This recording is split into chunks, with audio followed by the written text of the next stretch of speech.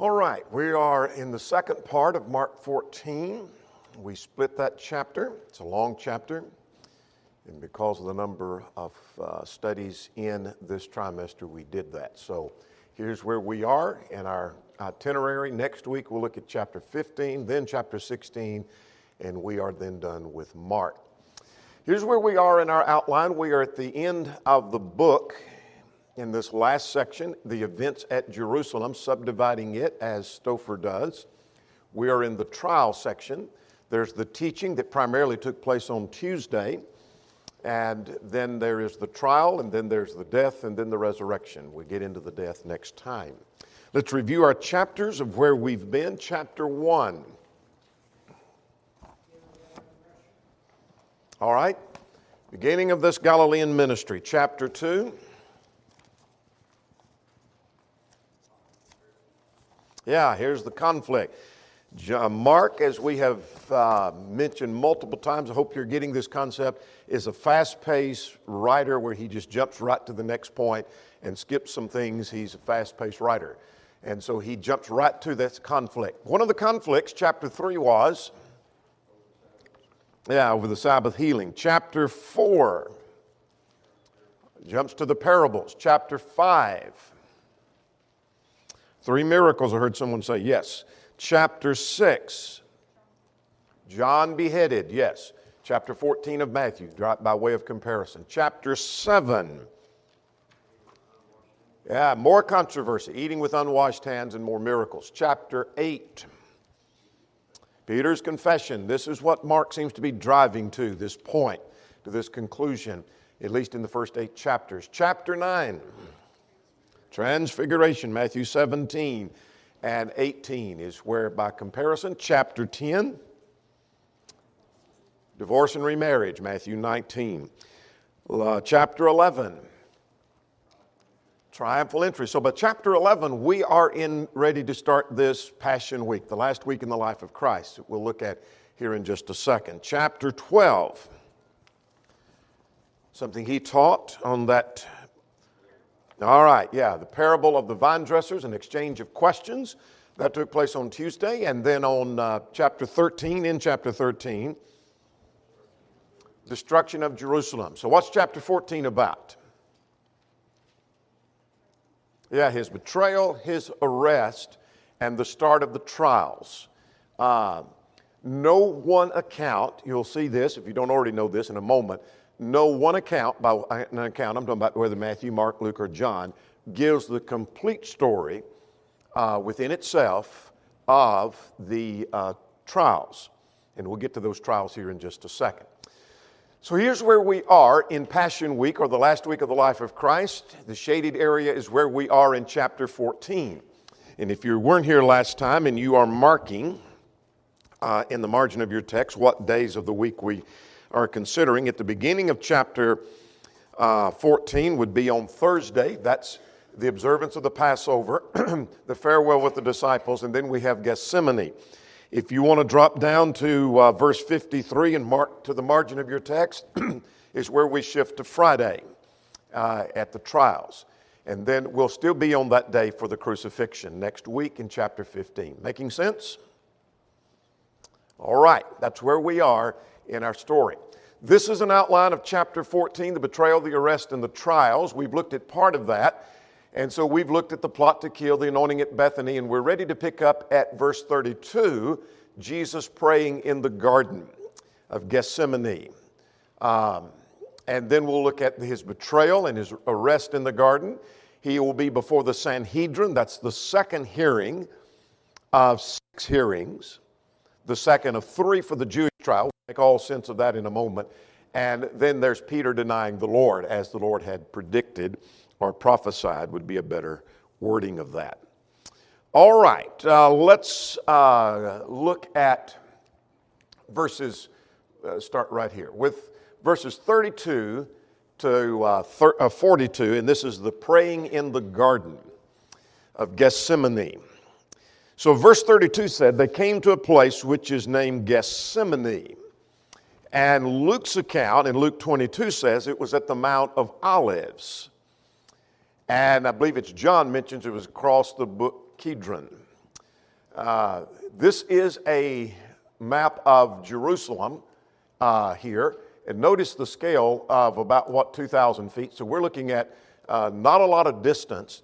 But Gethsemane is out here at the Mount of Olives, as we have talked recently about his coming into Jerusalem. But Gethsemane, or Mount of Olives, is in close proximity, just in walking distance of the walls of the city of Jerusalem. But what I want you to see here is that this was, according to the parallel accounts. Now, the parallel accounts, we're right down here at the second from the bottom. Matthew has a parallel account and Luke has a parallel account. John does not on this. But be that as it may, Jesus praying in the garden, what I want you to see is one of the parallel accounts mentions that this was a place where he was accustomed to going.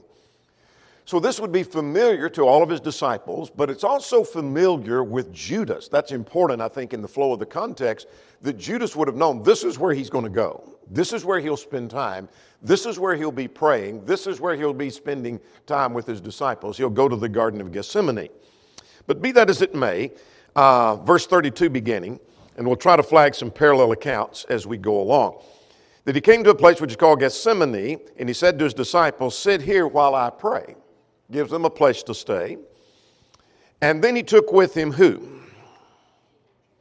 Peter, James, and John. That's that inner circle. He seems to have a closer relationship with John. I'm convinced, though some are not, that the statements made in the Gospel of John about the disciple that Jesus loved, I think it just describes a closer relationship to John. And then here are the other two, that is Peter and James, are in that close inner circle. He loved all of his disciples, but here is a close inner circle, Peter, James, and John, who are often with him. But he takes them with him, and then notice the description of being troubled and deeply distressed, and in verse 34 says he is what? Exceedingly sorrowful, even to death. That's deep sorrow. So he's in deep agony. We're going to see more descriptions of that in a moment. Sweat drops his blood, etc. Deep agony at a little bit later in some description. We'll get to that in a second in Luke chapter 22. But I'm interested at this juncture at verse 34. He said to them, this is his not talking to God in his prayer, but he says to his disciples, Peter, James, and John, "My soul is exceedingly sorrowful, even to death. Stay here and watch." What does that mean? Stay here and watch.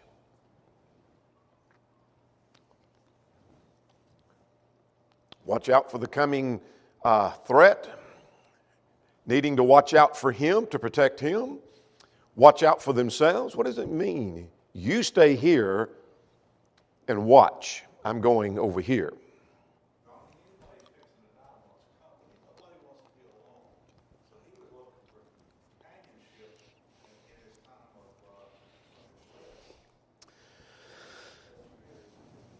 Do what? Lest you enter into temptation. It is true, he's missing and doesn't have the companionship here from his disciples. They all flee. But I think we must tie that. Let's talk about the word watch here, what it means. It means to be vigilant. It means to be alert. Pay attention.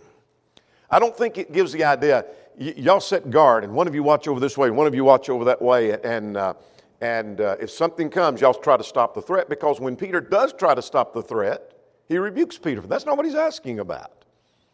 He's telling you need to be vigilant. You need to be alert. And he said, lest you enter into temptation. We see that at verse 38. So verse 38 is our explanation. Here's our commentary. Watch and pray lest you enter into temptation, for the spirit truly is ready. Not King James, but Matthew's account says willing, but the flesh is weak. We'll come back to that in a moment. But I'm concerned about your temptation. I'm concerned about your future trials. I want you to watch, look at my example. I want you to pay attention to what's going on that may help you in your future confrontations. Does that make sense? Because y'all are about to, when I'm gone, you're about to face some trials and tribulations. You're going to be put through the ringer, and you're going to be faced with strong temptation, as you are here in the garden in a moment, and at my trial in a moment. So you need to watch, and you need to be praying lest you enter into, that you hold up through the pressures and the trials. So you say, I want to know what that means. Drop down to verse 38. There's your commentary. Verse 38. So you stay here and you watch. Did they understand that fully? I don't think so. Now, verse 35, he went a little further. How much further? Luke says he went a stone's throw. And so it wasn't very far. So we're not talking about a great distance. It's within a stone's throw. In other words, within sight. Within a stone's throw, he went a little further and fell to the ground, and he prayed, if it were possible, that this may pass. So what was his words in his prayer? Verse 36. Abba? What's Abba?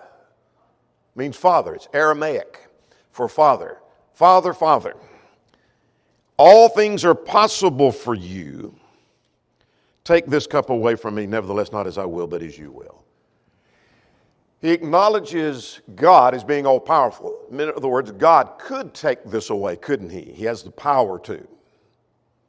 But I do not want you to exercise your power contrary to your will.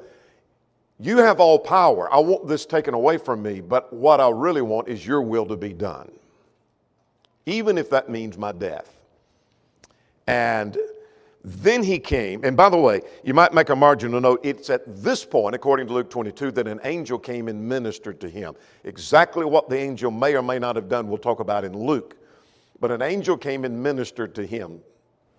And so we're going to leave that for our comments at Luke. Then he came to his disciples, and he found them, why are they sleeping? Think of a parallel account. If you've checked your parallel accounts, somebody tells us, for sorrow. Luke chapter 22, 45. They are sleeping for sorrow. Perhaps all of the emotion of all that has gone on, of what Jesus has told them. They're not comprehending everything, but he's talked to them about, I'm going to Jerusalem, I'm going to suffer, I'm going to die. They don't get the picture fully. And yet they are overcome with sorrow to the point they're sleeping for sorrow. And he said to Peter, now this is interesting. There's Peter, James, and John. Why didn't he say you three? All of them were sleeping, but he directs that at Peter. Now this is some conjecture, but reckon why he singled out Peter.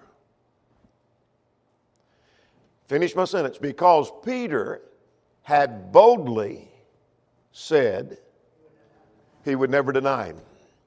I'll even die for you. Remember that? That was just a few hours earlier. We're not talking about days earlier. We're talking about within the last few hours. He had just said, I will die for you. I will never forsake you. You're wrong about that. I will never do that.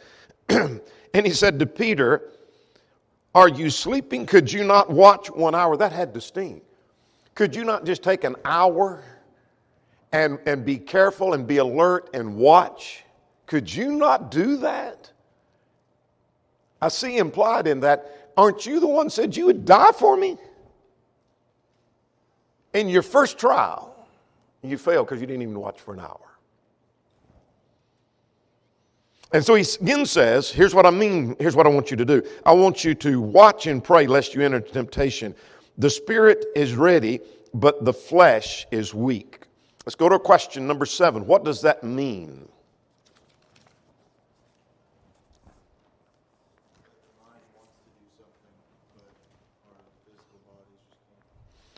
All right. Our mind wants to do something. Our physical bodies don't do what our mind wants to do.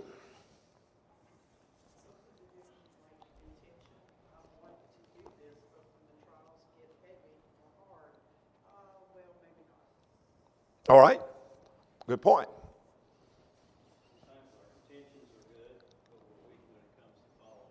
Yeah. Very good. There's a difference in knowing what I ought to do and in carrying through with what I know I ought to do. I know I ought to behave this way, but my temptation It has something to do with temptation, does it not? Look at verse 38. Pray that you enter not into temptation. And on the heels of that, he said, the spirit is ready or willing, but the flesh is weak. You know what you ought to do, but we don't always do what we know we ought to do. You knew what you should be doing. You should be watching and praying. But the flesh indeed is weak. Any other comments on question 7?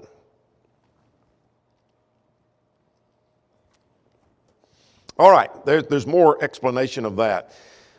Maybe not explanation, but illustration of that in the context before we get through. Now, Luke 22 adds at this point, for what it's worth to you, at verse 44, that he was in agony and sweat drops as blood were falling to the ground. So this is not a matter that Jesus went over here and prayed and then he's rebuking his disciples and he goes back and he prays again and he prays again. But he is in agony and sweat drops as blood are falling to the ground. And so he went again, verse 39, and he prayed the same words. And then he returned and found them asleep again, for their eyes were heavy. And this is interesting. They did not know what to answer him. What do you make of that? They did not know what to answer him. What does that mean? What's that talking about? They still didn't realize he was going to be put to death at this time. All right. They may not realize that. Do you take it in this same context where the rebuke of verse 37, why are you sleeping? And could you not watch with me 1 hour? And he comes back and he finds them the second time. You'd think the next time he come back, they'd be wide awake and alert. We can stay awake. We can do what he says. And they're sleeping again. And he comes back a third time. And what does he find? He's still sleeping and resting. And he must have, though not mentioned here, he must have asked them again about their sleeping. Could you not watch with me 1 hour? And they have no defense. In other words, if you ever got caught doing something, maybe not sinful, but something you shouldn't have been doing, and when I ask about it, you just, I don't know what to say because I have no defense. And they did not know what to answer him. That's interesting to me, the rebuke. And then he came the third time. Now, verse 41 implies he prayed 3 times, and we know that from Matthew, prayed the same prayer 3 times, and then he finally says, the time is at hand, let's go. All right. Any questions or comments on that section before we go further? Question 8, what do we learn about prayer quickly from that context?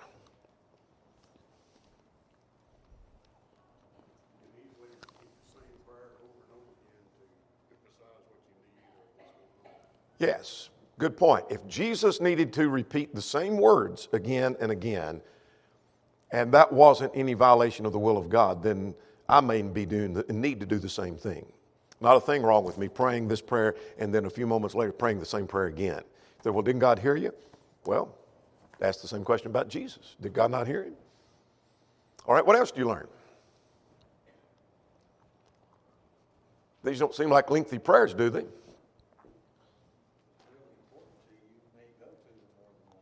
Absolutely. If it's important, you may go more than once about the same matter, the same day, the same hour.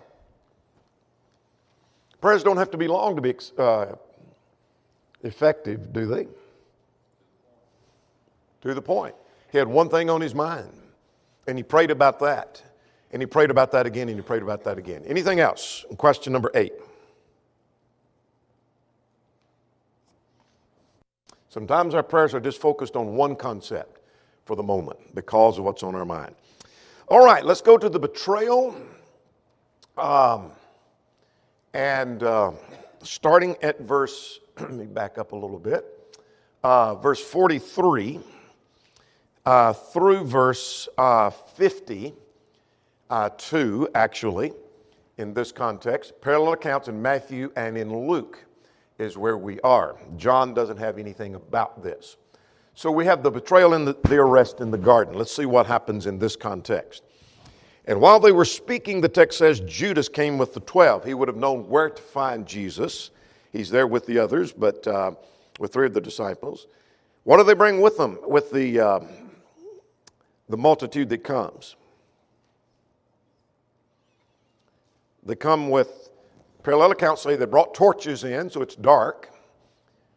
They bring torches in and they bring swords and clubs.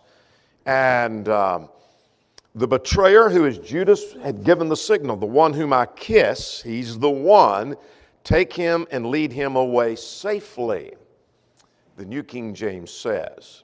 Mark is the only one that mentions that. The parallel accounts do not say a thing about that. I say they don't.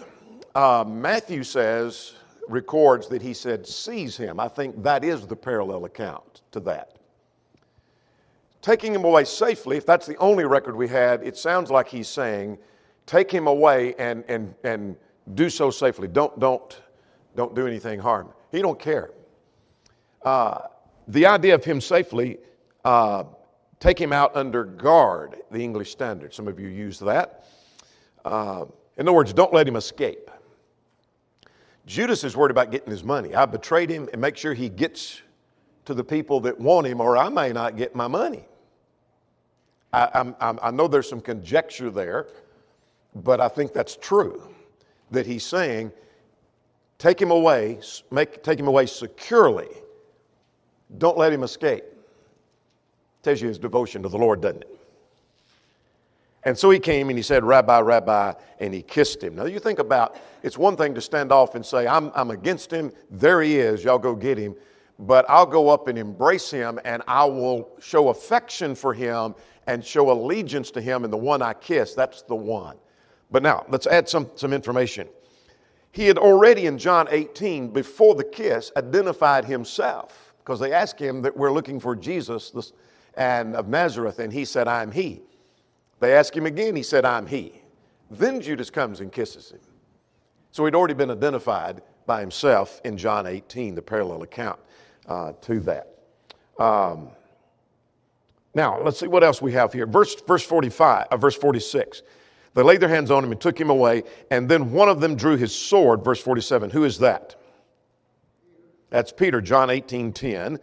And the servant's name, the high priest's servant's name was Malchus. John 18 tells us that.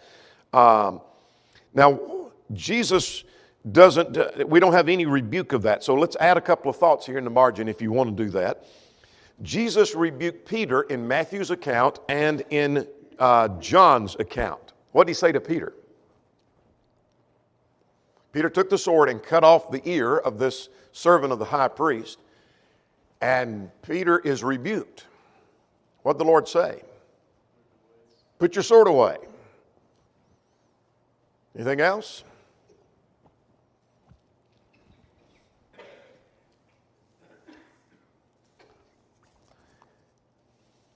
Look at Matthew 26 if you see anything there.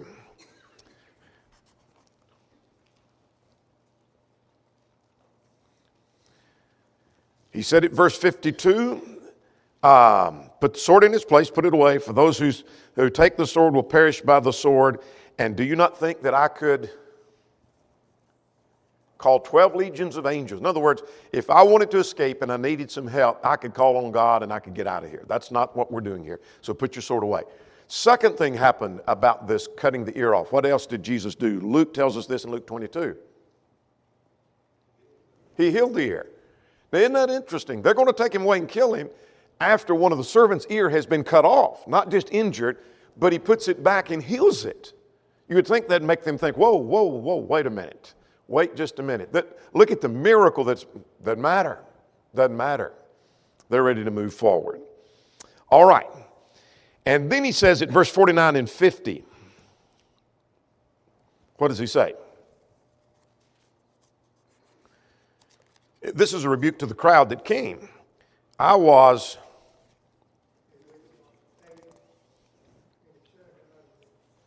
with you daily in the temple, and you never seized me there, and you had opportunity to take me, and you've come out like you're coming out for a robber, like I'm going to try to escape, but that it might be fulfilled. That's a good question, what that's talking about. He doesn't quote a direct scripture. So before we get to verse 50, but that the scriptures might be fulfilled. Two or three things. One is that had to sting them. What you're doing is fulfilling Old Testament prophecy. They didn't want to do that. So what scriptures are we talking about? Well, it may be John 18, verse 9 and 10, that it might be fulfilled. Of those whom you gave me, I have lost none. That's not, we don't have a record of exactly where that came from, but that was some Old Testament prophecy. So that may be the one that we're talking about. Others think that this is just general Old Testament prophecies, Isaiah 53, Psalm 52, Isaiah 9, any passage that talks about the coming of the Messiah. But you are fulfilling that which is found in Scriptures. Then verse 50. What happens in verse 50? The disciples all fled. They all fled. They left him. They're not going to stand and defend him. They're not going to stand and say, if you're taking him because of his claims, then take me too. I'm with him. They all fled. They all scattered. Now there's a little story given in verse 51 and 52 of a certain young man. Only Mark records this. No other writer mentions this. So who was this? Many think it was Mark himself. Why do they think that? Because it doesn't seem to have much to do with the flow, and that Mark may have mentioned it because it was him. Mark's mother lived in Jerusalem and would have been in close proximity. The house may explain why there was a certain young man who followed him, having linen clothes thrown around his naked body. So why would that be? Perhaps got up from lounging or from being in bed when he hears what's going on and goes to see what's happening with Jesus. Conjecture? Absolutely. We don't know for sure.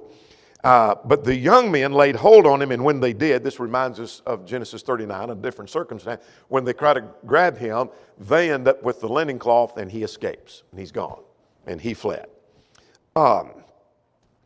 If that is Mark, I think Mark is saying, I was one of those that got away and fled when they were trying to seize Jesus.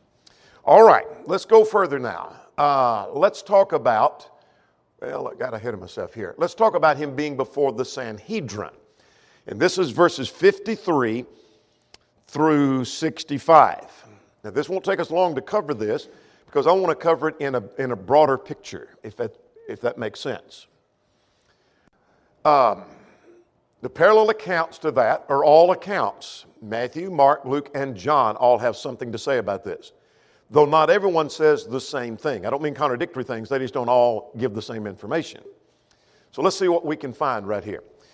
You've seen this before. This is not new information, but I want to remind you that when we talk about the trial of Jesus, there was not just one trial. In other words, he didn't just go before a court. They tried him. It's over. There were two trials. There was a Jewish trial. They're the ones who want to kill him, but they can't execute without the Romans' approval, so we have to have a Roman trial. Make sense? And they consisted of 3 hearings each. So when you read about him being on trial, we've got to kind of figure this out. Is this talking about the first hearing, the second hearing, the third hearing, or is this the Roman hearings? So which trial is it? So let's run through this, see if we can make some sense, and we'll plug Mark in when we get there. So we start off with this Jewish trial, and they rush him off to Annas, who was the former high priest. He's not the current high priest. They think they've got him on the side. Only John talks about this.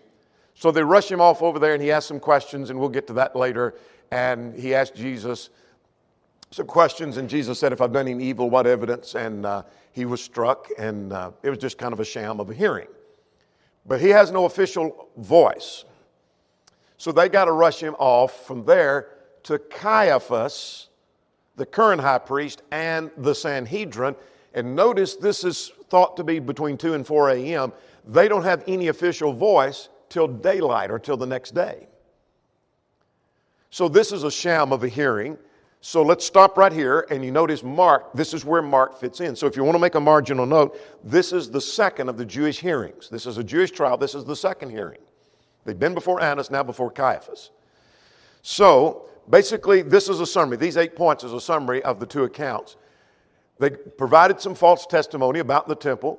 Caiaphas said, what response do you have? Jesus was silent. Caiaphas asked, are you the Son of God? He said, yes. Caiaphas said, well, that's blasphemy. We don't need any more witness. Turns to the crowd, what do you think? They say he's worthy of death. So they blindfolded him and spat on him and beat him and struck him, and that's all that happened. Make sense? So let's see how that plugs in with our text here. Starting at verse 53, they led him away to the high priest. That's not Annas, this is Caiaphas. And Peter followed at a distance. That's interesting. That's a story within itself. Matthew's account said he wanted to see what would happen. He knew what was going to happen. He should have known what was going to happen. Why should he have known? He was already told.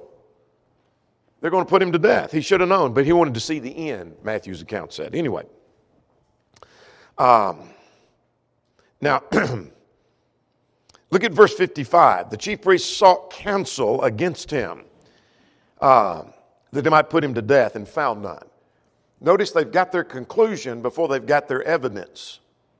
And they're looking for some evidence to support their conclusion. Do we ever do that?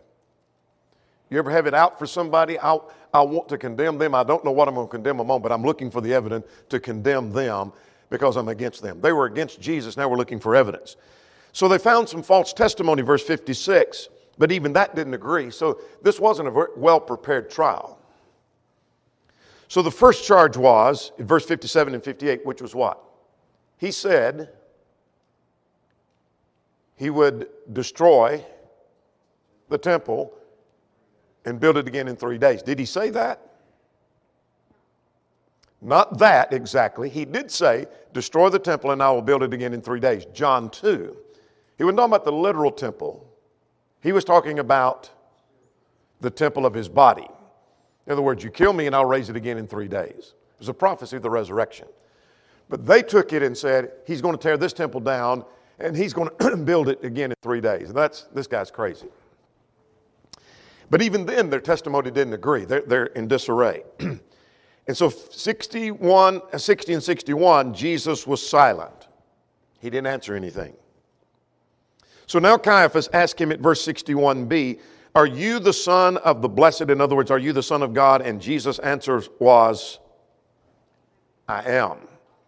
And he adds this point, you'll see him sitting at the right hand of God in heaven. You're going to see that. You're going to see the power come because I'm the Son of God. I'm paraphrasing. So then the high priest tore his clothing. What need we of any further witness? So he turns to the crowd, as we've already mentioned here. This is blasphemy. What do you think? They say he's worthy of death. So then they abused him, and what'd they do? They spit on him, blindfolded him, and they struck him. I'm going to skip the prophecy because I'm coming back. Struck him with the palm of their hands, and then they said, prophesy. Now, what's not mentioned here that Matthew tells us is, in Matthew 26:68, prophesy. In other words, if you're full of prophecy, tell us who struck you. They blindfold him and tell us which one of us did that. Could he have done it? Sure he could. He could have struck him dead for that matter. But that's the second hearing. Does that make sense? All right. Now, let's get ahead of ourselves to go to, and we won't talk about this, but next week we'll get into Mark 15, and that's the Sanhedrin official meeting in the early hours of the morning. Make sense? We get to that in the next chapter. That continues on then, and we're now ready for the Roman trial, so they take him to Pilate. That's in Mark 15. And then he sends him over to Herod Antipas, who sent, and only Luke mentions that, and then he sends him back to Pilate, and that's the end of the trial, and then they lead him away to be crucified. So of the 6 hearings, Mark only mentions 3. Does that make sense? And we've only seen 1 today. The other 2 are next week. Making sense? How that plugs in? We need to plug Mark in where he fits, and that's where he fits. Now, let's get the last section here, and that is the denial of Peter. So we've got time to work through this because this is not unfamiliar territory. So Peter was below in the courtyard. Remember, he's already followed at a distance. Now get the picture. He made this bold claim just hours before, and then he couldn't even stay awake for an hour. And Jesus comes back and he still couldn't stay awake. He comes back again, he still can't stay awake. And now they've rushed him through these hearings. By the next morning, or in the midst of this trial, a woman comes to him, and what does she say to him? Verse 67. You were with Jesus of Nazareth. So here's number one, verse 68. He denied it, saying, I don't know nor understand what you're saying. He's lying. And he went out on the porch, and what happened now? Rooster crowed. What did the Lord say about the rooster? Before the rooster crows twice, you'll deny me 3 times. That's once. That should have been a warning right there. That should have been a warning. I remember the Lord saying something about a rooster and me denying him. There is a connection. He's slow to get it. Then a servant girl come, and she said, this one is one of them. Here's number 2, verse 70. He denied it again. And then a little later, those who stood by said to Peter, surely you are one of them, for you are a Galilean and your speech betrays you. Now let's add some information here from John, parallel account. By the way, between the second and third denial, Luke 22 says there was an hour between the second and third, for what that's worth. I don't know what that means to anybody. It just tells me a time element. The Lord must have thought we need to know that. But John 18 says that it was a relative of Malchus whose ear was cut off. So there was a relative there seeing all of that take place. And she spots Peter. This is the guy that cut his ear off. And she says to him, according to John's account, you were with him in the garden. And now we're ready for the third time. And the third time, verse 71, he began to curse and to swear, I don't know this man of whom you speak. And so now verse 72, what happens? Rooster crowed, and now Peter remembers a little late. So flag verse 30 there. Remember over at verse 30, we flag verse 72. And over at verse 72, flag verse 30, those tie together. Because that's where Jesus said, before the rooster crows twice, you'll deny me 3 times. Well, here we go. Verse 72. He remembered now. And when he remembered it, what did he do? He went out and he wept. How severely was his weeping? Anybody tell us? I mean, any parallel account tell us? Bitterly, yeah. Matthew's account says he went out and wept bitterly. In other words, it wasn't just like, oh, I messed up and cry a little bit. But I mean, he's weeping and he's wailing. And a little late. He had his warnings. A little slow. But he wept bitterly. Make sense? Say again. Also goes back to, he said, even if I'm out, there's a willing,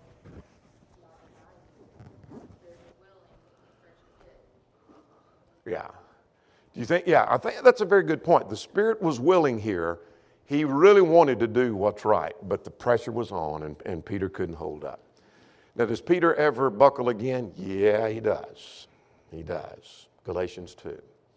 Does he ever get the strength to hold on? Yeah, he does. He does. I preached on Peter one time, and one of the older sisters who's now passed on, she came out and made the comment. She said, once the Lord got Peter settled down, he turned out all right. I like that. Once he got him settled down, he turned out all right. We're going to stop right there.